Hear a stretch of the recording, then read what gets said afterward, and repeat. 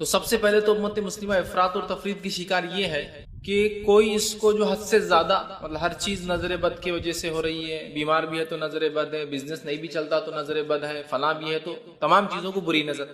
اور دوسرا وہ طبقہ ہے جو اپنے آپ کو پڑھا لکھا ہونے کا دعویٰ کرتا ہے، وہ سرے سے انکار کر دیتا ہے، نظر بد کیا فالتو باتیں، پرانے زمانے میں لوگ بولتے تھے تو کچھ بھی ایسا کیسا ہو سکتا ہے، نظر سے کچھ نکلے جا کے لگی اور بد ہو جائے کام، کیسا ہو سکتا ہے نا؟ تو یاد رکھیے نظر بد کا تعلق غائب سے ہے، نظر بد کا تعلق غائب سے ہے۔ یقیناً قرآن حدیث میں اس کی تفصیلات نہیں آتی کہ یہ کیسے نکلتی اور کیسے لگتی، کوئی تفصیلات نہیں، کیوں؟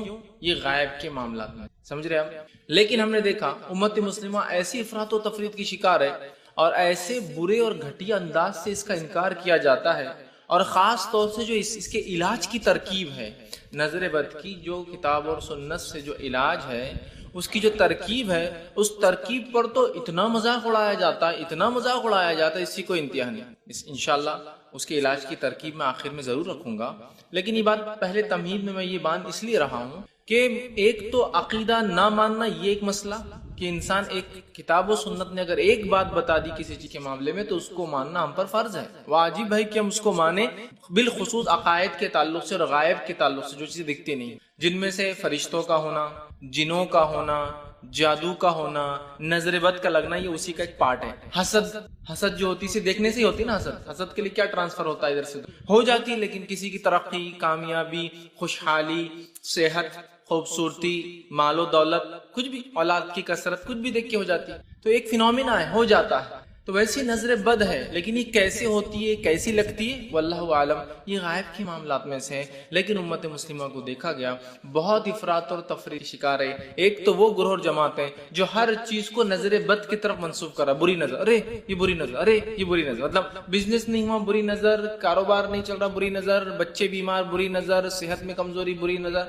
ہر چیز کو بری نظر۔ اور دوسرا طبقہ، دوسری جماعت وہ ہے کہ ہم مانتے نہیں اس کو، ہم ایکسپٹ ہی نہیں کرتے بری نظر کوئی چیز ہوتی، ہاں ایسا کیسا ہوتا، نظر میں سے کیا نکلتا، کیا لگتا، ذرا بتاؤ۔ تو اس لیے میں نے شروع میں واضح کر دیا نظر بد کا تعلق غائب سے ہے، انسین سے ہے، ایک ایسا بلیف، ایک ایسا ایمانیہ جو ایمان بالغیب کہلاتا ہے، نظر بد کا تعلق چونکہ اس سے ہے، تو لہٰذا میں یہ تو ایکسپلین نہیں کر پاؤں گا وہ کیسی لگتی، لیکن چونکہ قرآن حدیث نے اس کو بار بار دہرایا ہے، اس کے دلائل بکثرت حدیث میں، قرآن میں تو 2 دلائل ہیں لیکن حدیث میں بکثرت دلائل آتے ہیں، اور یقیناً ہم کو صرف قرآن کافی، ہم یہ دعویٰ کرتے بھی نہیں ہیں، لہٰذا ایک چیز بھی ہونا کافی، اور اگر قرآن میں نہ بھی ہوتا یہ عقیدہ اور حدیث میں آ جاتا تو یقیناً اس پر ایمان لانا پڑتا۔ تو بکثرت حدیثیں ہیں، یقیناً نہ میں پوری حدیثیں آپ کے سامنے رکھ پاؤں گا اتنے کم وقت میں، لیکن جو چیزیں ہمارے عنوان سے تعلق ہے میں آپ کے سامنے رکھوں گا۔ تو آئیے سب سے پہلے ہم افراط اور تفریط، زیادتی اور کمی دین کے معاملے میں وہ ختم کر کے اصل عقیدہ کیا ہے، یہ ایمان جو ہے نظر بد کا، اس کی حقیقت کیا ہے، اس کے تعلق سے ہمارا عقیدہ کیا ہونا چاہیے، ٹھیک ہے، اور اگر لگ جائے تو اس کا علاج کیسے کیا جائے وہ رکھنے کی کوشش کروں گا۔ تو آج میرا عنوان ہوگا نظر بد، بری نظر، حقیقت، اس کی حقیقت کیا ہے اور علاج کیسا کیا ہے، کیا کہ اگر اللہ نہ کرے کسی کو لگ جائے، اور لگتی ہے، تو ہم اگر صحیح علاج جان لے تو بہت سی بار بہت سارے دنیاوی علاجات میں پیسہ ڈالنے سے بچ جائیں گے، جو کہ اننیسیسری ہوتا ہے، مطلب سمٹم کچھ اور ہے اور میڈیسن یا میڈیکیشن کچھ اور چل رہا ہے، تو ظاہر سی بات ہے اس کا فائدہ بھی نہیں ہوتا ہے۔ تو اگر معلوم ہو جائے کہ یہ علامت اس کی ہے، فلاں علامت سے یہ ہوتا ہے، تو انشاءاللہ ہم پہلے یہ بھی علاج کر لیں گے، کیونکہ یہ علاج سستا ہے، بہت ہلکا ہے، کچھ بھی خرچ نہیں۔ پھر میڈیکیشن اور دواخانے، ہاسپٹل، میڈیکل چیک اپس اور سائیکٹرسٹ کے پاس وہ بھی جا سکتے ہیں، کیونکہ اس کے اثر ذہنی بھی ہو سکتے ہیں، وہ بھی ایک چیز ہے، اس کا ہم انکار نہیں کر رہے، لیکن معلوم ہونے سے بہت ساری بار ہم خواہ کے گھوم کر آنے کے بدلے پہلے ہی اس چیز کا علاج کر لے تو فائدہ ہو جاتا ہے۔ تو آئیے قرآن سے پہلے کچھ دلائل دیکھتے ہیں نظر بد کا ہونا، اس کے تعلق سے اللہ رب العزت نے قرآن کے اندر بیان کیا، اور قرآن کی ایک آیت آتی ہے جو کہ سورہ قلم، سورہ نمبر 68 68 اور اس کے آیت 51 میں اللہ رب العزت نے فرمایا اور کہا وَإِن يَكَادُ الَّذِينَ كَفَرُوا لَيُزْلِقُونَكَ بِأَبْصَارِهِمْ لَمَّا سَمِعُوا الذِّكْرَ۔ تو اللہ رب العزت نے جو ہے اس آیت کے اندر فرمایا اور کہا وَإِن يَكَادُ الَّذِينَ كَفَرُوا، کہ اے نبی کافر جس نظروں سے تجھے دیکھتے ہیں، کافر جس نظروں سے تجھے دیکھتے ہیں، جو کہ ایسی نظر اس کو اللہ کہہ رہا ہے جس سے وہ تجھے پھسلا دیں، پھسلانا سمجھتے ہیں آپ، دیکھنے کے بنیاد پر کسی سے اپنا کام کروا لینا ہوتا ہے نا، کچھ لوگوں کی نظر ایسی ہوتی ہے کہ دیکھنے کی بنیاد پر آپ سے کام کروا دیتے ہیں۔ تو اللہ نے فرمایا اے نبی یہ کافر لوگ جو ہے ان کی نظروں کے ساتھ جو تمہیں پھسلا دیں گے جب انہوں نے اس قرآن کو سنا. مطلب کافروں نے جب قرآن کو سنا تو چونکہ انہیں اسے نہیں ماننا تھا، وہ اپنی نظروں کے ذریعے کہیں تمہیں پھسلانا دے، بہکانا دے. علامہ ابن کثیر رحمہ اللہ اس کی تفسیر میں لکھتے ہیں کہ یہ آیت سے یہ چیز مراد ہے کہ جب نبی اکرم صلی اللہ علیہ وسلم نے اسلامی عقیدہ، اسلام لوگوں کے سامنے رکھا تو کافر لوگوں نے کوشش کی، یا کافروں میں سے جو لوگ نظر لگا سکتا تاکہ نبی اکرم صلی اللہ علیہ وسلم کو نظر لگ جائے، آپ کو نظر لگ جائے. تو یہی معنی ہے کہ کافروں نے، اللہ نے لفظ بھی دیکھی کیا فرمایا، بی ابصارہم، ان کی نظروں سے. تو وہ لکھتے ہیں کہ نظر کے ذریعے کافر جو ہے نبی اکرم صلی اللہ علیہ وسلم کو پھسلانا چاہتے ہیں. وہ چاہتے ہیں کہ ایسا دیکھیں نبی اکرم صلی اللہ علیہ وسلم کو کہ نبی اکرم صلی اللہ علیہ وسلم یہ بات کو ظاہر نہ کرے، یہ چھپا دے، یا آپ کو نظر لگ جائے. اب آپ بولیں گے نظر لگ جائے کیسا کافر چاہ سکتے، کیا نظر جان بوجھ کی بھی لگتی ہے؟ تو ہاں، کچھ لوگ ایسے ہوتے ہیں جن کی نظر کے بارے میں انہیں پتا ہوتا ہے با ایکسپیرینس، چونکہ زندگی میں بہت لوگوں کو لگا چکے ہوتے ہیں کہ ہماری نظر لگ جاتی ہے. ہوتے ہیں ایسے لوگ. تو وہ لوگ اگر خاص طور سے کسی نظر سے دیکھے تو نظر لگ جاتی ہے. انشاءاللہ تفصیلات آگے آئیں گے.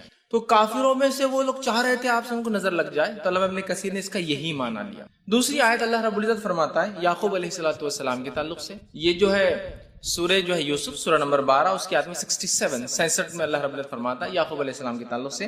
آئیے دیکھیں اللہ کیا فرماتا ہے کہ یعقوب علیہ السلام اپنے بچوں کو، اپنے بیٹوں کو، جن کی تعداد جو ہے 11 تھی، ان کو مصر بھیج رہے ہیں. اور غلہ، چونکہ یوسف علیہ السلام کے ساتھ جو بھی بہرحال ایک سٹوری بیک گراؤنڈ میں چلی تھی، کوئی پھینک دیا گیا، انہیں مارنے کی کوشش کی گئی، یوسف علیہ السلام کو اٹھا کے مصر میں کسی نے بھیج دیا، وہاں رہے، جیل گئے، باقی سب ہوا. پھر ایک وقت آیا، اللہ رب العزت نے ان کو عزیز مصر کی جگہ اپوائنٹ کر دیا کہ وہ خزائن الارض، ٹھیک ہے، کہ زمین کی جتنی معدنیات نکلتے ہیں، ریسورس، آج کل اس کی کئی منسٹریاں ہوتی ہیں، اس زمانے ایک ہی منسٹری تھی، وہ خزائن الارض، زمین سے جو نکلتا ہے اس کے ان کو اپوائنٹ کر دیا گیا. اب ہوا یہ کہ اناج کی کمی ہو گئی، تو ان کے گھر والے جو کنعان میں رہتے تھے، فلسطین میں رہتے تھے، وہ بھی مصر آئے کہ مصر میں اناج فری بٹ رہا ہے، اور مصر کی حکومت وہاں تک تھی فلسطین. اب آئے تو یوسف علیہ السلام نے سب کو پہچان لیا نا، کیونکہ آپ تو چھوٹے تھے تب، ان سب کو پہچان لیا. اچھا، تو 10 بھائی آئے تھے. اب انہوں نے کہا میرا ایک بھائی زندہ ہے، اس کو بھی انہوں نے مار دیا. تو کہا تمہارا اور کوئی بھائی ہے؟ تو کہا ایک ہے. تو کہا اس کو بھی لاؤ تو اناج ملیں گے. اب وہ 11 بھائی مل کر آ رہے ہیں، جو کہ 2 بیویوں کی اولاد ہے یعقوب علیہ السلام. پہلی بیوی سے 10، دوسری بیوی سے 2، بنیامین اور یوسف علیہ السلام سیکنڈ وائف سے تھے، چھوٹے تھے عمر میں. کہا لے کے آؤ اس کو بھی.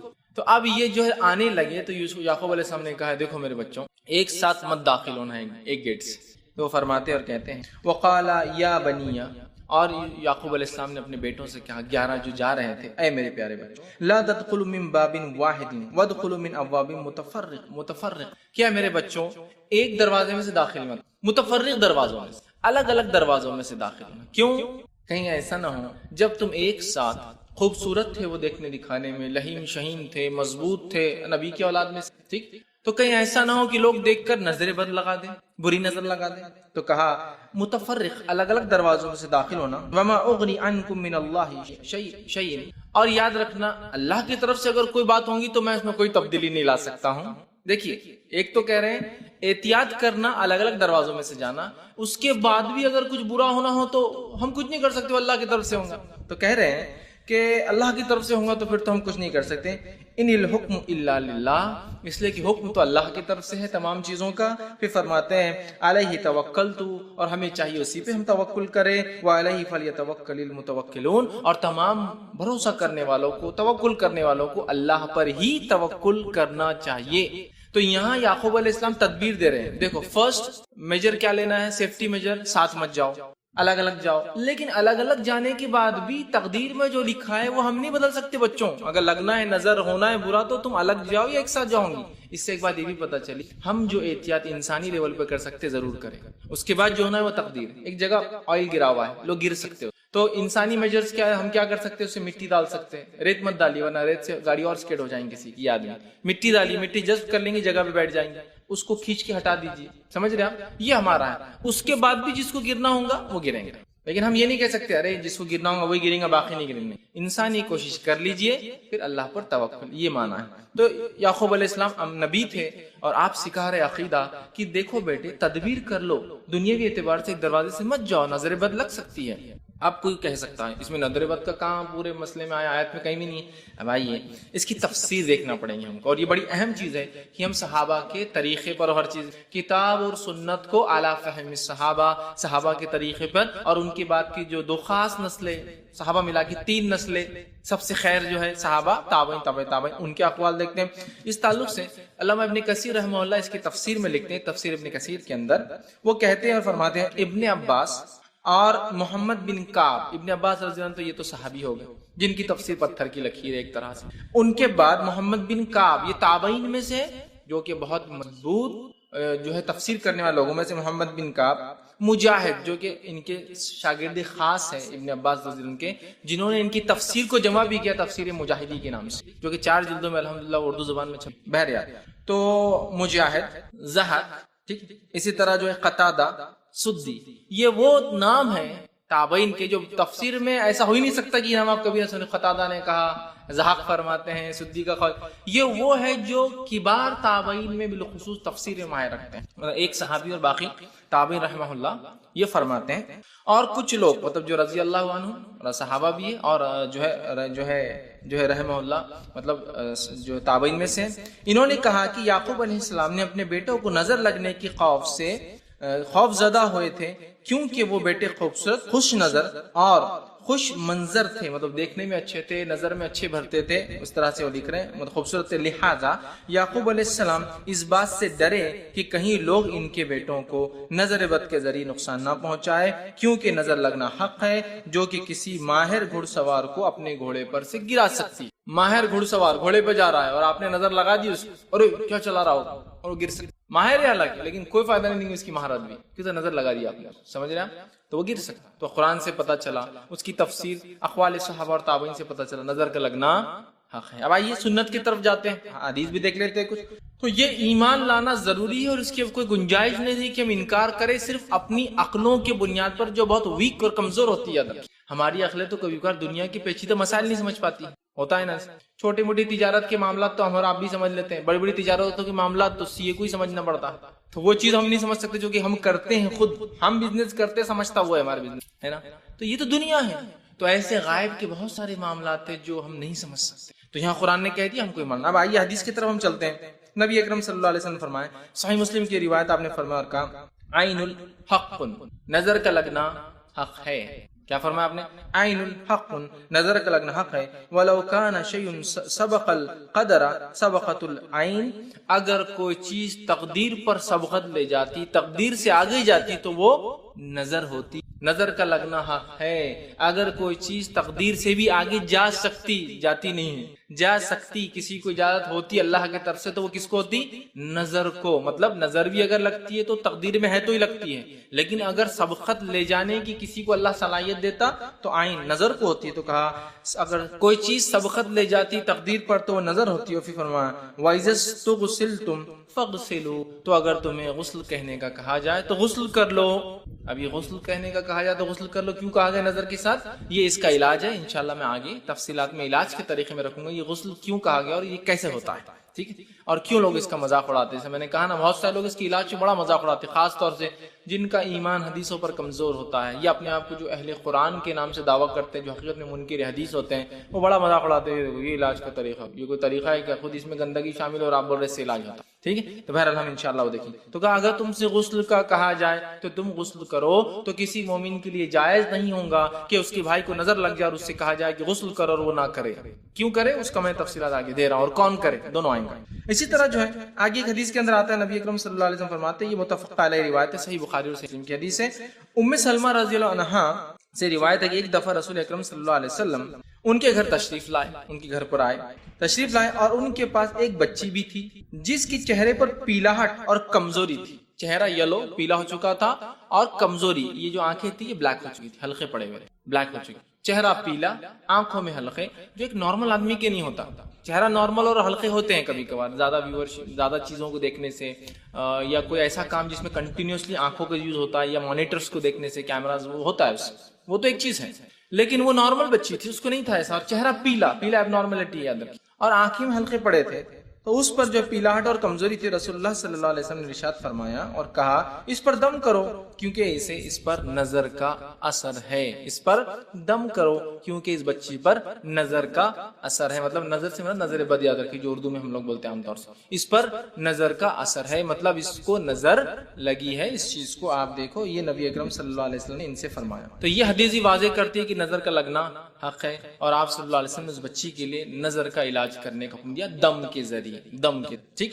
اب جس کی نظر لگتی ہے ادھر کی، وہ آدمی حاسد ہوتا ہے، حسد کرنے والا۔ جب کوئی نعمت کو دیکھتا ہے تو اللہ کا ذکر نہیں کرتا، اس کو دعا نہیں دیتا، اور وہ حسد کی وجہ سے اس کی نظر سامنے والے کو لگ جاتی ہے۔ جیسا کتنی اچھی گاڑی چلا رہا ہے، کتنا اچھا گھر ہے، اللہ کا کوئی ذکر بھی موجود نہیں، اور نہ ہی دعا بھی دے سکتے ہیں، یا تو اللہ کا ذکر کرے، ماشاء اللہ کتنا اچھا گھر ہے، یا تبارک اللہ برکت دے اس کے گھر میں، دونوں چیزیں ہونا، ایک تو ذکر یا تو دعا، ٹھیک ہے۔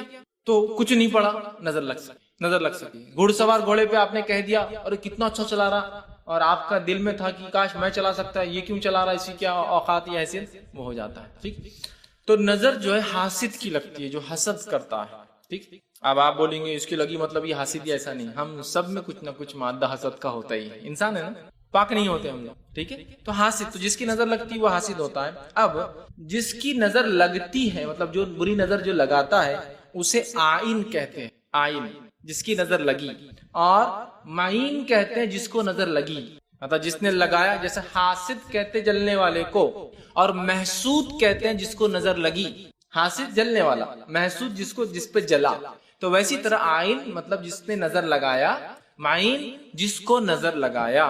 لیکن یہ بات یاد رکھیے، ہر حاسد جو ہے وہ معین جو ہے آئین نہیں رہتا، مطلب ہر حسد کرنے والے کی نظر نہیں لگتی، لیکن جتنوں کی نظر لگتی وہ تو پکا ہے کہ حسد کرنے والے ہیں۔ یہ بات سمجھ لی، ریلیشن۔ ہر حاسد کی حسد نہیں ہوتی، ایسا بہت سی بار ہو کتنے اچھے فلاں نہیں ہو، کچھ یہ تو ہے، ہر حاسد کی جو ہے حسد سامنے والے کو نہیں لگتی، یا نظر سامنے والے کو نہیں لگتی، لیکن جتنوں کی نظر لگتی ہے وہ یقیناً حاسد ہوتے ہیں۔ سمجھ گیا بات کو؟ یہ ریلیشن ان کے تو حسد بنیاد ہوتی ہے، اور کبھی کبھار اکڑ بھی بنیاد ہوتی ہے نظر کی، کہ میرے مقابلے میں، میرے سامنے کا، سمجھ رہا، اور نظر لگ جاتی ہے۔ مطلب ایک انسان حسد کے ساتھ ساتھ اکڑ رکھتا ہے کہ میرے جیسا کوئی گاڑی نہیں چلا سکتا، میرے جیسا گھر کوئی نہیں بنا سکتا، میرے جیسے بچوں کی تربیت کوئی نہیں کر سکتا، میرے جیسے بچوں کوئی نہیں پڑھا سکتا، میرے تو خوبصورت کو مارکیٹ میں ہے ہی نہیں، ہر چیز میں اپنے آپ کو، یا تو وہ حاسد ہے یا تو اکڑ ہے۔ اب جب اس میں یہ چیز ہوتی تو سامنے لوگ جب ارے اس نے، اور نظر لگ جاتی، چونکہ یہ اکڑ بھی حسد کی بنیاد پر ہوتی، اسی لیے اللہ رب العزت نے حاسد کی حسد سے بچنے کی ہمیں دعا سکھائی ہے، وَمِن شَرِّ حَاسِدٍ اِذَا حَسَدَ۔ ہم پڑھتے ہیں نا معوذتین کے اندر سورہ فلق اور سورہ ناس، یہ ایسی دو صورتیں ہیں جس کے تعلق سے آپ صلی اللہ علیہ وسلم فرماتے ہیں پناہ مانگنے والے کے لیے اس سے بہتر کوئی دعا نہیں ہے، پناہ مانگنے والے کے لیے، حتیٰ کہ آندھی طوفان اور موسم کی خرابی کے لیے بھی آپ سب اس کو پڑھتے تھے، ہر چیز کے لیے، جادو کے علاج کے لیے پڑھتے تھے، نظر بد کے علاج کے لیے پڑھتے تھے، اسی طرح جو کسی بھی قسم کے روحانی جس کو ہم کہیں گے نفسیاتی مرض کے لیے بھی آپ سب، اور آپ سب کے آخری وقت میں جب آپ کو بخار کی، تب آپ خود پڑھ کے دم کرتے تھے، جب نہیں کر پائے تو اپنی بیوی عائشہ رضی اللہ عنہا سے کہا تم پڑھ کر دم کرو، اور وہ دم کر، تو ہر چیز کے لیے، بیمار ہو جائے، کوئی بیمار ہو جائے اس پر پڑھ کے دم کیجئے، نظر لگ جائے، جادو ہو جائے، آندھی ہے، طوفان ہے، پریشانی ہے، پناہ مانگنا ہے، شروع کر دی سورہ فلق و ناس، جس کو معوذتین، پناہ مانگنے والی، اللہ سے اتنی زبردست دعا ہیں یہ دو جس سے ہم پناہ مانگتے ہیں، ٹھیک ہے۔ تو اب جو ہے حسد کرنے والے سے ہم کو قرآن نے پناہ مانگنا، اس لیے کہ حسد کرنے والا ہی نظر بھی لگا دیتا ہے، لیکن ہر حاسد جو ہے وہ عین نہیں ہوتا، لیکن جتنے لوگ عین ہوتے، نظر جن کی لگتی ہے وہ حاسد ہوتی آٹومیٹیکلی، ٹھیک ہے۔ تو اس چیز کو ہم سمجھیں۔ اب نظر لگانے والوں کی دو قسمیں ہوتی، 2 ٹائپس۔ پہلا، وہ آدمی جس کو پتا ہے میری نظر لگتی ہے۔ اب آپ بولیں گے اس کو کیسا پتا ہے؟ اس لیے کہ اس کو تجربہ ہوتا ہے کہ اس نے جس کی بھی تعریف کی کچھ تو بھی اوندھا ہوا اس کے ساتھ، یہ ایکسپیرینس۔ بہت سے لوگ ہوتے ہیں نا، ہم لوگ بولتے ہیں ارے وہ عورت نہیں، ارے وہ آدمی نا چوک مت نکالو، کھانا مت، ہوتا ہے۔ اور وہ آدمی جس کو پتا ہے کہ میری نظر جلدی لگتی ہے، تو وہ پہلی قسم حاسد، آئین جس میں، اس کی پہلی قسم کیا ہے نظر لگانے والے کی؟ وہ نظر لگانے والا جو حاسد ہے اس کو پتا ہے میری نظر لگتی بھی ہے، اور دوسری قسم وہ حاسد ہے جس کو پتا نہیں میری نظر لگ سکتی، سمجھ رہے ہیں؟ مطلب جیسا میں ہوں، سمجھ لیجیے، اب میں اللہ کا ذکر نہ کروں اور برکت کی دعا نہ دوں کس پر، تو میری نظر لگ سکتی ہے کسی کو، لیکن مجھے پتا نہیں ہے کہ میری نظر لگتی ہے لوگوں کو، لیکن ہو سکتا ہے۔ اور ایک آدمی وہ ہوتا ہے جس کو یقینی پتا ہوتا ہے میری نظر بہت جلدی لگتی ہے اور وہ کبھی کبھار اپنی بد نظری کو استعمال بھی کرتا ہے کسی کے خلاف. اچھا اس کا ہے نا, چلو میرے کو لے کے چلو, اور دیکھ لیتا ہے اور نظر لگا. سمجھے نا؟ تو یہ 2 ٹائپس ہوتے ہیں نظر لگانے والوں کے. ٹھیک ہے, ہمیں چاہیے کہ اللہ سے ہمیشہ پناہ مانگے, اور چاہے وہ لگانے والا, اور اگر ہمیں یہ پتا ہے کہ ہماری نظر کس کو لگتی ہے تو بھی اللہ ہمیں فوراً پناہ مانگے سورہ فلق سورہ ناس سے کہ اللہ میری نظر کی. سمجھ رہے بات کو, اور حسد کے جذبے کو اپنے ہم دبانے کی کوشش کریں. اب بڑوں کے بنسبت, ایلڈرز کے بنسبت جو ہے بچوں کو, چلڈرنس نظر جلدی لگ جاتی, بڑوں کے بنسبت بچوں کو جلدی لگتی ہے. آئیے اس کے تعلق سے ایک دلیل ہے جو کہ صحیح مسلم کی روایت ہے. نبی اکرم صلی اللہ علیہ وسلم ایک دفعہ جو ہے جعفر رضی اللہ عنہ, جعفر بن ابی طالب جو کہ علی بن ابی طالب رضی اللہ عنہ کے بھائی اور آپ صلی اللہ علیہ وسلم کے سگے چچیرے بھائی, یہ حضرت علی سے بڑے, سب سے بڑے. حضرت علی جو ہے وہ 3 بھائی تھے جن میں یہ سب سے بڑے, جن کو جعفر طیار عام زبان میں کہتے ہیں ہم, اس لیے کہ ان کے ایک جنگ میں دونوں ہاتھ شہید ہو گئے تھے, تو آپ نے اپنے منہ سے جھنڈا پکڑا, دشمن نے آپ کی گردن بھی کاٹ دی, تو اللہ کے رسول نے فرمایا میرا بھائی جعفر جو اللہ نے اسے جنت میں ڈال دیں گا, اور جنت میں اس کے 2 جو ہاتھ کٹے اس کو پر دے دیں گا جس سے وہ جنت میں اڑتا پھرے گا. اسی لیے ان کو جعفر طیار کہتے چڑیا کو جو 2 پر سے اڑتی ہے. ٹھیک, تو ایک بار ان کے گھر گئے, جب اپنے بھائی جعفر کے گھر گئے رضی اللہ عنہ جو ہے ان کے گھر گئے تو ان کے بچوں کو دیکھا, تو اسماء بنت جو ہے امیس رضی اللہ عنہا سے دریافت کیا کہ کیا معاملہ ہے. ان کی اہلیہ تھی, کہا کیا معاملہ ہے, یہ میرے بھائی کے بچے اتنے دبلے پتلے کیوں ہیں؟ میرا بھائی تو اچھا کماتا ہے, سب کچھ برابر ہے گھر میں, پھر کیا بات ہے میرے بھائی کے بچے دبلے پتلے کیوں ہیں؟ ٹھیک, وہ صحت مند کیوں نہیں ہیں؟ دوسرے بچے جس طرح صحت مند رہتے ہیں. ٹھیک, دریافت کیا کیا معاملہ ہے کہ اپنے بھائی کے جو ہے اولاد کے جسم دبلے پتلے دیکھ رہا ہوں, کیا انہیں کوئی مشکل ہے, بھوک, بیماری, تکلیف وغیرہ کوئی مشکل ہے, کیوں ایسے ہو جا رہے ہیں؟ تو درپیش ہے. تو جو ہے اسماء بنت امیس رضی اللہ عنہ عرض کیا اور فرمایا جی نہیں, لیکن انہیں بہت جلدی نظر لگ جاتی ہے اللہ کے رسول. تو آپ صلی اللہ علیہ وسلم فرمایا اور کہا اسماء رضی اللہ عنہا سے, اور بات کی اور تاکید کی, فرمایا ارشاد فرمایا ارقیہم, ان پر دم کر, ان پر دم کر. اور پھر اسماء بنت امیس رضی اللہ عنہا نے پھر اللہ کے رسول صلی اللہ علیہ وسلم کی خدمت میں دم کے الفاظ پیش, کیا میں یہ پڑھ کر دم کروں؟ تو آپ صلی اللہ علیہ وسلم نے جو کہا کہ ہاں ان الفاظ سے ساتھ ان پر دم کر. اب دم کیا ہے یہ بات بھی جان لیں. دم کا معنی یہ ہوتا ہے کہ انسان وہ کلمات پڑھے جن کلمات کے پڑھنے سے یا تو قرآن یا تو حدیث میں بات آتی ہے کہ اس سے شفا ملتی ہے, فائدہ ہوتا ہے, چاہے جن جادو کا اثر ہو تو, نظر بد ہو تو, یا اس کے علاوہ کوئی اور نفسیاتی مرض ہو تو اس کا علاج ہو سکتا ہے. تو ان چیزوں کو پڑھ کر ہمیں اپنے آپ پر دم کرنا چاہیے. دم کہتے ہیں ایسے پھونکنے کو جس پھونک کے ساتھ تھوک بھی اڑے اور پھر اس چیز کو آپ دم ملیے یا پھر سیدھے پھونکیے, یا جس جگہ تکلیف کر کے اس جگہ ہاتھ لگائیے, اس جگہ ملیے, اس کو کہتے ہیں دم. اور اگر خود دم نہ کر سکے تو دوسرے سے دم کرانا بھی سنت ہے. نبی اکرم صلی اللہ علیہ وسلم اپنی آخری بیماری میں جس کے بعد آپ اٹھ نہ سکے اپنے آپ پر سورہ فلق سورہ ناس دم کرتے تھے. جب یہ طاقت نہ رہی تو اپنی جو ہے بیوی سے کہا, عائشہ رضی اللہ عنہا سے, ہماری ماں سے کہا اور فرمایا تم کرو. اور حضرت عائشہ فرماتی میں دم کر اللہ کے رسول صلی اللہ علیہ وسلم کے جسم مبارک پر ہاتھ پھیر رہی. اور یہ بڑی اہم چیز ہے, یہ دم جو کرتے اور ہاتھ پھیرتے ہیں. آج بہت ساری تھراپیز ہیں, لوگ جانتے ہیں الٹرنیٹ میڈیسنز جو ہوتے ہیں, الٹرنیٹ تھراپیز, اس میں ایک تھراپی ہے کہ صرف سہلایا جاتا ہے تکلیف اور اس سے علاج ہوتا ہے. تو آپ نے بتا دیا دم کر کے سہلانا ہے, ہاتھ کو پھیرنا ہے, ٹھیک ہے, جسم پہ تکلیف والی جگہ پر بہرے. تو آپ نے کہا دم کر. حضرت اسماء نے بتایا کیا دم کروں, یہ کروں کہ, اور آپ نے اس کو سینکشن کیا, ہاں کہا. اس سے پتا چلا دم کے الفاظ من مانے نہیں ہونا چاہیے, خود ساختہ نہیں ہونا چاہیے, ایجاد کردہ نہیں ہونا چاہیے. وہی ہونا چاہیے یا تو اللہ کی کتاب سے, یا وہی ہونا چاہیے جو رسول اکرم صلی اللہ علیہ وسلم نے احادیث کے اندر بتایا ہے. من مانے دم ایجاد کرنا یہ درست نہیں ہوگا, یاد رکھیے. ٹھیک ہے, اسی طرح جو ہے تو جو بتائے گئے دم ہے اسی کے ذریعے ہمیں علاج کرنا ہے, چاہے وہ جادو ہو, آسیب ہو, مطلب جادو ہوا ہو, جنوں کے ذریعے ہوتا, آسیب جن خود آپ کو پزیس کر رہا ہو, تکلیف دے رہا ہو, یا نظر بد ہو, سبھی کے لیے دم ہے. اور دم جو ثابت ہے اسے بھی کرنا چاہیے. اب نظر بد کا اثر کیسے ہوتا ہے تو یہ بات میں بتا دوں. نظر بد کا اثر کیسے ہوتا ہم نہیں جانتے, اور کائنات کی بہت ساری چیزیں جن کا اثر کیسا ہوتا ہم نہیں جانتے.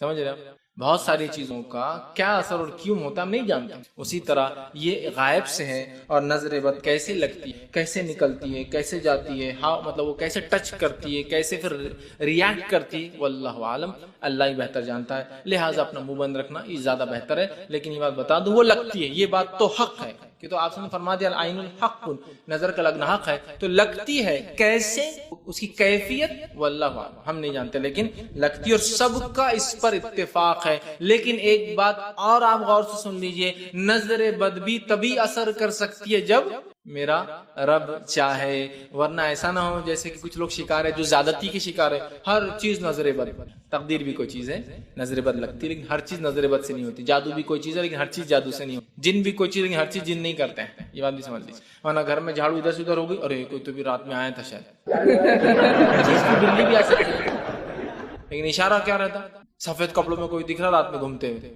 انسان ہو سکتے ہیں لیکن میں بتانا چاہتا ہوں ہر چیز نہیں ہوتی ہے، تو جو میرے رب چاہے وہی مجھے تکلیف ہوتی ہے، اس کے علاوہ نہ آئین کی اس کی جو ہے نظریں کچھ میرے پہ کام کر سکتی ہے، حاسد کا حسد مجھ پہ نہیں کام کر سکتا ہے، جادوگر کی جادوگری کام نہیں کر سکتی ہے، آصف زدہ جن میرے پہ کچھ نہیں کر سکتے، یہ میرا رب جو چاہے، اللہ ٹھیک جو اللہ چاہے اس کے علاوہ کچھ، تو یہ عقیدہ بھی رکھیے۔ سورہ توبہ سورہ نمبر 9 آیت نمبر 51 میں اللہ رب نے فرمایا اور کہا قل لن یصیبنا الا ما كتب اللہ لنا، اے نبی کہہ دیجئے مجھ پر تو وہی مصیبت آ سکتی ہے جو میرے رب نے میرے لیے لکھ دیا ہے، کتب لنا میرے لیے جو چیز لکھ دیا ہے، ہوا مولانا وعلی اللہ فلیتوکل المؤمنون، اور وہی جو ہے میرا مولا ہے، کارساز ہے، سارے کام میرے وہی کرتا ہے، اور ایمان والوں کو اسی پر توکل کرنا چاہیے۔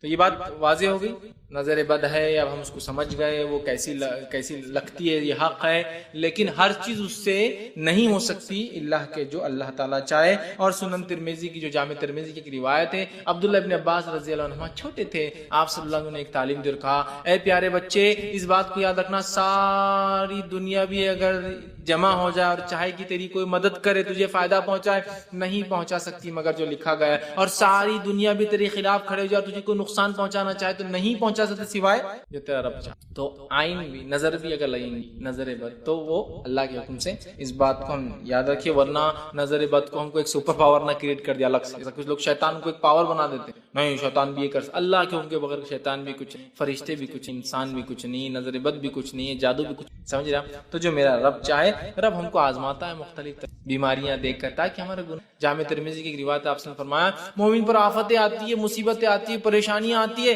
اتنی آتی ہے کہ جب اللہ سے ملتا ہے روز قیامت تو اس پر کوئی گناہ باقی نہیں رہتا، ہر آنے والی مصیبت گناہوں کو چھا۔ ایک روایت فرمایا مومن کو اگر کانٹا بھی چبھتا ہے تو آخرت کے لحاظ سے اس کے گناہ معاف، بخار آتا ہے تو فرمایا ایسا ہوتا ہے جیسے سوکھے جھاڑ کے، آپ نے سوکھے جھاڑ کو ہلایا پتے گرنے لگے، تو کہا بخار آنے سے گناہ ایسے ہی جھڑتے جیسے جھاڑ کے پتے جھڑے، تو ہر مصیبت ہر تکلیف مجھے فائدہ دیتے، لیکن اللہ سے مانگنا نہیں چاہیے کبھی کہ اللہ مجھے بخار دے دے یا مصیبت دے تاکہ گناہ معاف ہو جائے، نہیں۔ ایک صحابی نے ایک مرتبہ ایسے ہی کیا تھا اور بہت شدید بخار میں تھے، آپ صلی اللہ علیہ وسلم وہاں پہنچے، دیکھا بہت شدید بخار، بہت زیادہ سیویئر، تو کہا کیا بات ہے، کیا کیا تو نے، کچھ تو نے دعا کی یا کچھ حرکت کی؟ تو کہا اللہ کا کچھ نہیں، کہا بولو کیا کیا؟ تو کہا میں نے ایک دعا کی اللہ سے۔ کیا دعا؟ تو کہا میں نے اللہ سے دعا کی اللہ جو کچھ آخرت میں میرے لیے ہے وہ اس کے بدلے وہ گناہ کی سزا مجھے دنیا میں دے دے۔ تو آپ نے کہا اسی کا نتیجہ ہے تجھے بخار آ گیا، مطلب بخار گناہوں کو معاف کراتا۔ پھر اللہ کے رسول نے فرمایا تو نے یہ کیوں نہیں کہا ربنا آتی فی الدنیا حسنۃ وفی الآخرۃ حسنۃ وقنا عذاب النار، یہ دعا کر اے اللہ میری دنیا بھی اچھی کر، میری آخرت بھی اچھی کر، اور میرے کو جہنم کے آنکھ سے بچا۔ یہ مت مانگ کہ اللہ میرے کو دے دے جو دنیا میں، معاف کر دے، اللہ معاف کر سکتا۔ یہ کیوں کہنا کہ اللہ جو میں نے کیا گناہ مجھے سزا دے دے، یہ بھی کہتا ہے اللہ وہ معاف کر دینا، ختم ہی کر دے اکاؤنٹ کو، اور اللہ تعالیٰ کے لیے کیا ہے، چاہے تو ختم کر دے پورا اکاؤنٹ میرا گناہ کا۔ تو بہرحال آپ سب نے یہ کہا، تو مصیبت جو بھی آتی نظر بد کے ذریعے، جادو کے ذریعے کوئی کرتا ہے، جن شیاطین کرتے ہیں، اللہ انشاءاللہ مومن کو سب چیز کا اجر دے گا، لیکن علاج کا طریقہ کتاب و سنت کے مطابق، ٹھیک۔ اسی طرح جو ہے جو بھی اللہ چاہیں گا بہرحال وہی معاملہ ہو سکتا ہے، اور کسی انسان پر جو نظر بد کیسے اثر کرتی ہے وہ ہم نہیں جانتے، اس کی تفصیلات نہیں۔ اب نظر بد کی پہچان کیا ہے تھوڑا سا وہ بھی دیکھ لیتے، ہاؤ ٹو ڈیٹیکٹ، کیسے معلوم کہ نظر بد کسی کو لگی ہے۔ چند باتیں آپ کے سامنے میں رکھ دیتا ہوں۔ نظر بد سے کیا ہوتا ہے، غیر معمولی تبدیلی یا تغیر، جس کو بولتے تغیر سمجھتے ہیں طغیانی، جیسا کہ ایک ندی ہے اس میں پانی نہیں ہے اور اچانک باڑھ آ گئی، ہوتا ہے نا کبھی، بہت سے لوگ اس میں مر جاتے ہیں، بہہ جاتے ہیں گھر بار، کیونکہ 8 مہینے ندی سوکھی ہوتی، 4 مہینے پانی، لیکن اچانک گرمی کے موسم میں اس کو بولتے طغیانی، اچانک سوکھی ندی میں باڑھ آ گئی، سمجھ رہا؟ اچانک کسی علاقے میں بارش ہی نہیں ہو رہی لیکن پانی ایسا آ رہا نالوں میں کہ نالے بھر کر جا رہے ہیں، تو کوئی آدمی سیفٹی بھی نہیں کرتا نا، بارش آتی رہی تو آدمی سیفٹی کرتا ہے، کم از کم ہوتا ہے تو یہاں تو اچانک جسمانی یا ذہنی تغیر طغیانی ایک دم بدل جانا، یہ ایک علامت ہوتی ہے جن کی، جادو کی اور نظر بد کی۔ ایک دم صحت مند انسان ایک سیکنڈ پہلے اور اچانک گر گیا، سیکنڈ سو کچھ صحت میں پرابلم، سمجھ رہے یہ ہے اچانک، سمجھ رہے نا آپ، اچھے سے ایک بیماری کی طرف چلا گیا، یہ ایک بہت بڑی علامت ہوتی ہے۔ لیکن ایک بات آپ ہمیشہ، ہم جب جادو کی بات کرتے ہیں، ہم جب نظر بد کی بات کرتے ہیں تو یہاں میڈیکل یا میڈیکیشن کا امپورٹنس ہم کم نہیں کر رہے، کسی وہ بھی ہونا چاہیے، وہ بھی بہت امپورٹنٹ چیز ہے۔ یاد رکھیے، دواخانے جانا، چیک اپس کرانا، سائیکٹرسٹ کے پاس جانا، مینٹل چیک اپس کرانا، مینٹل کاؤنسلنگ کرانا ہوتا ہے۔ کبھی آدمی نفسیاتی پریشانی میں ہوتا ہے، نہ اس پہ جن ہوتا ہے، نہ اس پہ جادو ہوتا ہے، نہ اس کو نظر بد لگتی ہے، تو اس کو چاہیے کہ وہ یہ سب کرے۔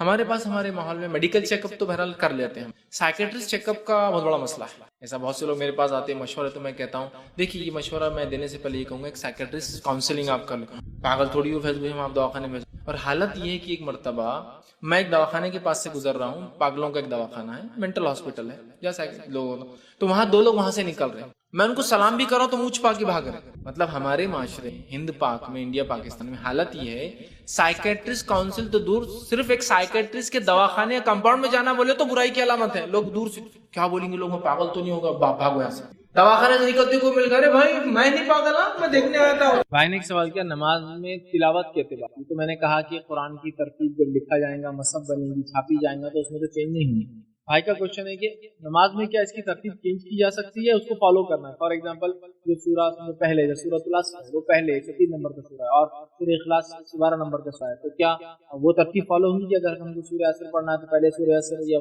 سورہ نصر پڑھنا ہے، سورہ نصر کبھی پڑھیں گے، یا آگے پیچھے بھی ہو سکتا ہے؟ دیکھیے اس میں مستحب ہے، مستحب مطلب ریکمینڈیڈ ہے کہ آپ قرآن کو ترتیب سے پڑھیں، مطلب سورہ عصر کو پہلی رکعت میں اور سورہ نصر کو بعد میں، اگر آپ کو یہ دو پڑھنا ہے، ٹھیک ہے، سورہ نصر بعد میں، یا پھر سورہ نصر کو پہلے اور سورہ ناس کو آخر میں، چونکہ سب سے آخر میں، یہ مستحب ہے، لیکن کوئی ضروری نہیں ہے، آگے پیچھے پڑھنے میں کوئی حرج نہیں۔ نبی اکرم صلی اللہ علیہ وسلم نے خود فجر کی نماز کے اندر سوروں کو آگے پیچھے ترتیب میں پڑھا، یہ بات ثابت، سمجھا؟ تو ترتیب فالو کرنا، اللہ کے رسول ترتیب فالو کرتے تھے ہمیشہ، یہ مستحب ہے، واجب نہیں ہے قرآن میں تلاوت میں، کیونکہ اللہ کے رسول نے خود ترتیب بدل کر فجر کی نماز میں کچھ صورتوں بلکہ 2-3 صورتوں کو آگے پیچھے پڑھایا ہے، یاد رکھیں۔ اب میں یہ بات اور وضاحت کر دوں، بہت سارے لوگ صرف سوروں کی ترتیب اگر امام بدل دے تو سجدے سہو کراتے ہیں، اور میں خود اس کا گواہ ہوں۔ ایک بار ہم فجر کی نماز کے لیے گئے تو نماز ہوئی، اتنی سمجھ نہیں ہم کو کہ ہم سمجھ پا رہے کیا مسئلہ ہو رہا ہے، لیکن 2 رکعت پڑھ لی، ایک صاحب اٹھے جو بزرگوار تھے، انہوں نے کہا رک جاؤ، ترتیب آگے پیچھے ہوگی، بولے پھر سے نماز ہی نہیں ہوتی، بولے واجب نہیں، واجبات چھوٹنے پہ جاتے سجدے سے ہوں گے، یہاں تو کچھ ہی نہیں ہونے، بولے پھر سے دوہرا، پھر 2 رکعت پڑھے، اب بیچارے امام صاحب نے پھر غلطی کر لی، پھر آگے پیچھے سورہ پڑھ لی، پھر بولے رک جاؤ پھر پڑھنا ہے، پھر پڑھے، تو ماشاءاللہ اس دن ہم نے فجر کی 6 رکعت فرض پڑھ کے آئے، ٹھیک، صرف سوروں کی ترتیب چینج ہے، لیکن سوروں کی ترتیب چینج کر سکتے آپ، مسئلہ نہیں ہے، مستحب ہے کہ آپ جو ہے ترتیب میں پڑھیں، ضروری نہیں ہے۔ یہ معاملہ سوروں کے تعلق سے ہو سکتا ہے اور ایک ہی سورے کی 2 آیتوں کے تعلق سے بھی ہو سکتا ہے، جیسا مثال کے طور پہ آپ نے پہلے شروعات میں سورہ بقرہ کی آیت نمبر 255 پڑھی، آیت کرسی پڑھ لی پہلے رکعت میں، کیونکہ بڑی ہے، بعد میں دوسری رکعت میں اس سے پہلے کچھ آیتیں پڑھ لی، کوئی ٹھیک ہے مسئلہ نہیں، لیکن مستحب ہے کہ سوروں کو بھی، ان کی آیتوں کو بھی ترتیب میں پڑھا جائے۔ اچھا، ترتیب سے مراد میں آپ سمجھے نا، آیت الکرسی، پھر دوسری کچھ آیتوں کا ایک سیٹ آپ نے پڑھنا، میں بالکل یہ نہیں کر رہا ہوں کہ پہلی دوسری آیت پڑھ کے پھر پہلی آیت پڑھو، یا 5ویں پڑھو پھر 4تھی پڑھو، پھر یہ نہیں بولنا چاہ رہا ہوں۔ سیٹ آف آیات بھی اگر آپ پڑھو، آیت الکرسی ایک بڑی آیت ہے، ایک بھی پڑھ لے تو کافی ہوتی ہے رکعت میں، اس کے بعد آپ سیٹ آف سیکنڈ آیت جہاں سے بھی آپ پڑھ رہے بقرہ میں، اگر وہ پیچھے کی بھی ہو جائے تو ہر نہیں ملتا، الٹا پڑھنا یہ بتانا چاہتا ہوں، ترتیب فالو کرنا یہ مستحب ہے، لیکن آگے پیچھے نہیں۔ کہ ایک یہودیوں کو دیے گئے انبیاء نے قتل اور ایک دیے گئے نبی نصارہ کو انہوں نے خدا بنا دیا، مطلب دونوں ہی الگ الگ ڈائریکشن، ایک حد سے پیچھے رہ گیا تو ایک حد سے آگے بھاگ، جو ان کی رائٹس تھے، جو ان کا حق تھا، وہ چھوڑ کر ایک نے اتنا دیا کہ بولے یہ تو اللہ ہی ہے نبی کو، اور ایک نے کیا کیا، نبیوں کو قتل کیا جا رہا ہے دھڑلے سے، یہ نبی نے برابر فتح، ایک بات اپنے دین سے خلاف کی، سمجھ رہا بات؟ تو بہرحال یہود نے انبیاء کو قتل کیا، معمولی سمجھا، نصارہ نے جو اسلام خدا بنا دیا، گاڈ یا ون ود گاڈ، جو بھی بولیے، خدا یا خدا کے ساتھ ایک، ہم نے دونوں سے مغضوب والے راستے بھی نہیں چلنا ہے اور ظالم، تو ہم کو ایک طرح سے اللہ رب العزت نے ایک گائیڈ لائنز دے دیا سب سے منیمم دعا بتا دی کیا ہے کہ ہمیں کیا کرنا ہے, سیدھے راستے پر چلنا ہے, انعام والوں کے طریقے پہ چلنا ہے اور دو لوگوں کے طریقے سے. اگر اتنا ہم سمجھنے کا دنیا اور آخرت کی کامیابی اس دعا کے اندر کہ ہم نے سمجھ لیا کہ ہمیں کیا کرنا ہے, سیدھے راستے پہ چلنا ہے, قرآن جو بتاتا ہے ہمیں ان لوگوں کے راستے پہ چلنا جن پر انعام ہو, انبیاء کے طریقے بالخصوص صلی اللہ علیہ وسلم کے طریقے پہ, اور اس کا صدیقین شہداء صالحین کے طریقے پہ چلنا ہے. یہ کر لیے تو دنیا کی کامیابی آخرت کی کامیابی ہوگی. اور دو لوگوں کے راستے سے بچنا ہے, مطلب ان شر یا سرکشی یا برائی یا جو کام کیا وہ ہم کو نہیں کرنا ہے. بس اگر یہ نہیں کہ تو ہم خود بخود ان کے راستے پہ ہو جاتے ہیں. مطلب ایمان لانے کے بعد صراط مستقیم پہ اگر ہم ہیں اور اس کے بعد انعام والے لوگوں پہ چل رہے ہیں تو دو چیزوں سے بچنا ہے ہم کو. وہ کیا ہے, جس طرح سے یہ کہ اگر یہ کر لیتے ہیں انشاءاللہ تو ہم ان دونوں سے بچ گئے اور یہ لوگوں کے پہ چل گئے تو دنیا بھی. ابھی انعام والوں کی راہ کیا ہے اور کیسی ہے, یہ صراط مستقیم کیا ہے. قرآن اب سورہ فاتحہ کے بعد شروع ہو رہا ہے کہ یہ ہے وہ صراط مستقیم جو حدیث کے اندر جامع ترمذی کے آگے قرآن جو بلاتا ہے لوگوں میری طرف آؤ. صراط مستقیم, یہ صراط مستقیم قائم رہنے کا ایک ہی کوئی قرآن آؤ اے لوگوں میری طرف, اے لوگوں میری, اور وہ صراط مستقیم وہی سیدھا. ہمیں قرآن کو تھامنا ہے. اگر اہدنا الصراط المستقیم دعا کر صراط الذین انعمت علیہم, انعام والوں کی راہ. کیا انعام والوں کی راہ, کیا کیا انہوں نے, قرآن اٹھا سورہ بقرہ کا واقعہ کے ساتھ لوگوں ہمیں وہ حرکتیں نہیں کرنا چاہیے کہ ہم آخری امت ہے لہٰذا دوسرے وہ لائق اتباع نہیں پہ چلنا ہے. ہم نے وہ لوگوں نے اپنے ہمیں وہ کوئی حرکت, وہی کوئی کام, وہ کوئی خصلت, وہ کوئی کیریکٹر اپنے اندر نہیں پیدا کرنا ہے جو یہود کے اندر تھا, جس کے اللہ کا غضب ہوا ان پر. کوئی بھی چیز نہیں کرنا جو انہوں نے کیا, کسی بھی شکل میں انہوں نے کیا, ہمیں نہیں کرنا, ہمیں کچھ نہیں, ورنہ پھر کیا ہوگا, نتیجہ وہی ہوگا. ہمیں جو ہے ہر اس چیز کی خلاف ورزی کرنا ہے جو انہوں نے کیا, اس لیے کہ انہوں نے اپنی کتاب کی خلاف ورزی کو کرنے کو کہا گیا تھا. انہیں کہا جا رہا ہفتے دن مت کرو شکار, تو کر رہے ہیں کی مخالفت. نبی اکرم صلی اللہ علیہ وسلم ساری زندگی حتیٰ کہ جب آپ مدینہ پہنچنے کے بعد پوچھی روزہ رکھتے ہیں 10 محرم کو کیوں, تو کہا جی نے آزادی دی, فرعون کو غرق کیا تھا, بنی اسرائیل کے لیے خوشی کر. تو نبی موسیٰ علیہ السلام پر ہمارا حق زیادہ ہے. یہود خوش ہو گئے کہ محمد صلی اللہ علیہ وسلم بھی روزہ رکھ رہے, مطلب کہ مکہ پر اور دیگر لوگوں پر عربوں پر ایک داغ جمیں گی کہ محمد وہ کر رہے ہیں جو ہم لوگ کرتے ہیں پہلے سے. نبی اکرم صلی اللہ علیہ وسلم اگر اگلے سال ایک نہیں 2 روزے رکھوں گا. یہود نے کہا یہ آدمی کوئی ایک چیز تو جس نے ہماری مخالفت, کوئی ایک چیز تو, اب روزہ تھا اس میں بھی انہوں نے نبی اکرم کوئی چیز پیروی نہیں. آپ نے کہا یہود و نصارہ اپنے بالوں کو نہیں رکھتے ہیں, مطلب داڑیوں کو, سر کے بال جب سفید ہوتے ہیں تو وہ مہندی نہیں لگاتے ہیں, تو مخالفت کرو ان کی, مطلب دیکھنے دکھانے میں بھی ان کی شواہد اختیار نہیں کریں گے, وہاں بھی مخالفت. نبی اکرم صلی اللہ علیہ وسلم تم مجھے عیسیٰ علیہ السلام کی طرح جو ہے مت چڑھا دینا, غلو مت کرنا میری ذات میں اللہ کا بندہ اور میری اللہ کا بندہ اور نبی ہوں. عیسیٰ علیہ السلام کے مجھے اوپر مت, اتنا اوپر مت لے جانا, مطلب ایسا کچھ مت کرنا میرے ساتھ جو انہوں نے کیا کہ اتنا عزت, اتنا احترام, اتنا غلو کیا کہ جو ہے حد سے آگے لے. ہم دعا کریں ان دو کے طریقے, اور اللہ ہم دعا کریں اللہ صراط مستقیم. آپ قرآن پڑھنا ہے, کو نہیں پڑھتے. دوسرا انعام والوں کا طریقہ اور راستہ کیا ہے, یہ قرآن پڑھنا پڑے گا. وہ بتائیں گا انعام والوں کے واقعات قصے. قرآن کیا ہے, انبیاء کے واقعات, نیک لوگوں کے واقعات, ایمان لانے والوں سے اللہ نے کیا سلوک کیا اور کیا بدلہ دیا, اور کافروں سے یہی تو یہ جاننا انعام والوں کی مغضوب غضب کیا حرکت. قرآن پڑھنا ہے تو ضالین کیا جو گمراہ ہوئے پڑھنا پڑے گا, قرآن پتہ چل رہا ہے. یہ کام کریں انشاءاللہ ہماری ہے اور آخرات میں ہوں گے. تو یہ بہت مختصر سا ترجمہ میں رکھا. بسم اللہ, ایک بار پھر دہرا دیتا ہوں. بسم اللہ الرحمن الرحیم, اللہ کے نام ہے الرحمن الرحیم, بڑا مہربان, مالک الجزا کا مالک, قیامت مالک, ایاک, اے اللہ ہم تیری ہی عبادت, ہر قسم کی عبادت سے اور ہر چھوٹی چھقیم چلا ہم صراط الذین, ان لوگوں کے طریقے, انعام غیر المغضوب علیہم, ان لوگوں کے لگ گئے. اور اس کے آمین, اے اللہ بھول کر سورۃ فضائل, تاکہ اس کے بعد کوئی نماز اللہ صلی اللہ کیا مانا ہے بس میں نے مانا رکھا, تاکہ ہم اس کا جب نماز پڑھے اللہ ہم مانگ رہے دعا سنٹریٹ ہم کیا اللہ سے. ٹھیک ہے, بہت سارے لوگ لیکن ابھی نماز نہیں پڑھی کہ جو پڑھا رکھوائی نہیں. توبہ اور استغفار کے فائدے کیا ہوتے ہیں, اگر انسان توبہ کرتا ہے, استغفار کرتا ہے تو کیا بینیفٹ ہے, وہ بھی ہم دیکھتے ہیں. چلیے آئیے. اللہ رب العزت سے جب ایک بندہ توبہ کرتا ہے, استغفار کرتا ہے, تو بہت سارے دنیا کے فائدے اور بہت سارے آخرت کے فائدے اٹھاتا ہے. یہ فائدوں کو میں اس لیے رکھ رہا ہوں, فضائل کہتے ہیں. یہ فضائل جاننے سے انشاءاللہ عزیز ہمارے دل میں ایک جذبہ پیدا ہوگا توبہ اور استغفار کا. اور نہ صرف ہم اپنے گناہوں پر توبہ اور استغفار کریں گے, جو کہ ہم بھول چکے ہیں توبہ اور استغفار اپنے گناہوں پر بھی, بلکہ ہم گناہوں کے علاوہ بھی توبہ اور استغفار کو اپنی کا معمول. تو آئیے کچھ فضائل دیکھتے ہیں توبہ کے. پہلا فائدہ توبہ کا یہ ہے کہ جو لوگ توبہ کرتے ہیں, اللہ سے طرف پلٹ کے استغفار کرتے ہیں, وہ اللہ کے محبوب ترین پسندیدہ لوگ ہیں. اور اللہ رب العزت قرآن میں فرماتا ہے سورہ بقرہ سورہ نمبر 2 آیت میں 222 میں, اور کہتا ہے ان اللہ یحب التوابین و یحب المتطہرین, اللہ توبہ قبول کرنے والوں, رجوع کرنے والوں کو, گناہوں سے پلٹنے والوں کو, اور پاکیزہ رہنے, صاف ستھرے رہنے والوں کو پسند. تو توبہ کرنے کا پہلا فائدہ اللہ کی اور اس کے محبوب بندوں میں اس کا شمار ہوتا ہے, اس لیے کہ اللہ محبوب کو رکھتا ہے, پسند کرتا ہے. دوسرا فائدہ توبہ کرنے کا جو انسان کو ملتا ہے وہ کیا ہے, اللہ اسے بخش دیتا ہے، توبہ کرنے والے کو اللہ بخش دیتا ہے، معاف کر دیتا ہے، اس کی خطاؤں کو درگزر کر دیتا ہے۔